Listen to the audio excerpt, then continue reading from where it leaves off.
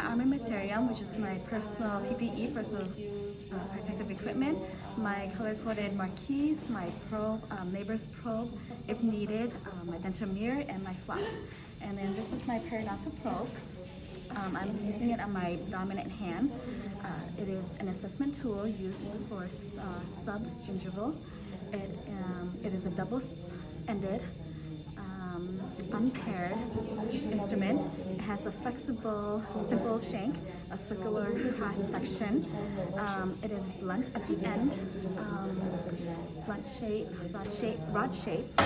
It has no cutting edges, and you use this.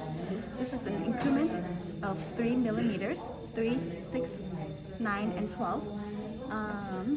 This is used for the health of the periodontum. It's usually used to measure the sulcus, the pocket depth, the clinical attachment loss or clinical attachment level. It determines the width of the attachment. It's used to assess for bleeding, and measure the oral lesions intra-orally and extra-orally. It is used for the longitudinal response of the periodontum treatment.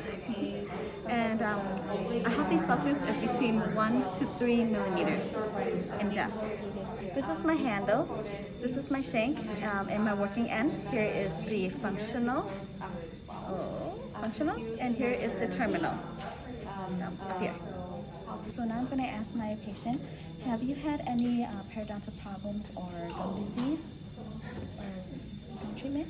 Alright, so now I'm going to start probing. I'm going to put my patient in the correct position, which is in a supine position, and this is to the maxillary teeth. I'm going to start with tooth number 3. And I'm going to start with the distal down here. That looks like a number 6 probe. 3, and looks like 5 or 6. And then I'm going to do number 6 here. 3, 5. And then I'm going to do the lingual. This way.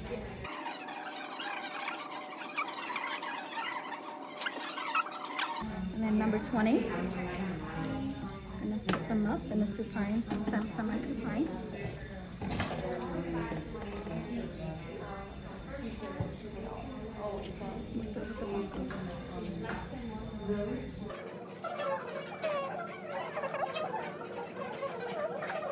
And then lingual.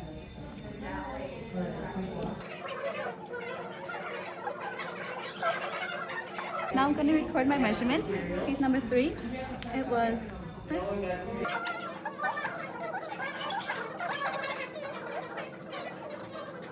And then when I went to the number 20,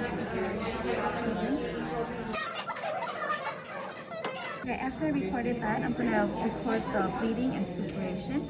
So this one has bleeding on here, so I'm going to color here.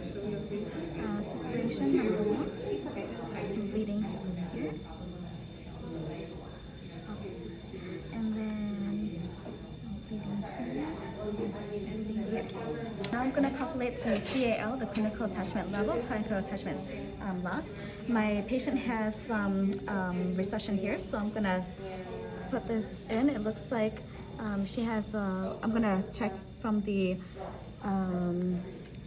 gingival margin to the pocket depth, and it looks like she has 3 depth, and then 3 of the recession, so it is 6. My patient doesn't have overgrowth, but to measure the overgrowth, I would measure the gingival margin to the pocket depth. I subtract the gingival margin to the pocket depth, and that will be my overgrowth. Next, I'm going to check the frenum. Mandibular, and then one up here. I'm going to measure the width of attachment, which is, I'm going to measure from the mucogingival junction to the gingival margin. Sorry, mucogingival junction to the gingival margin, and it looks like it is 9. And then I'm going to probe to the depth of the pocket, which is 3. And then I'll take 9 minus 3, which is 6. All right, next I'm going to measure the mobility of the teeth. I'm going to use two single-ended one end to measure it. So the first class is class 1, which is if it moves up to 1 millimeter. Class 2, horizontally. Class 2 is if it moves from 1 to 2 millimeters. And in class 3, if it moves more than 2 millimeters and it goes horizontally. I mean vertically and horizontally. Right, next, I'm going to check bifurcation. I don't have a neighbor's probe, but I have a neighbor's probe is what you use for furcation. So with that, I'll check the furcation on the posterior teeth. Level 1 is early, beginning furcation. Number 2 is the moderate. Number 3 is severe. You can check it with the radiograph. And number 4 is same as number 3. Number 4 is you go all the way through, same as number 3, and it's clinically seen. Check the contact area. I'm going to use the floss. And I'm going to go.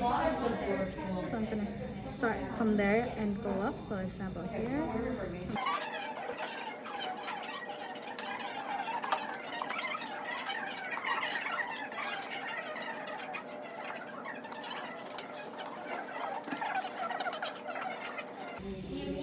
Now that I'm done, I'm going to maintain asepsis. Thank you.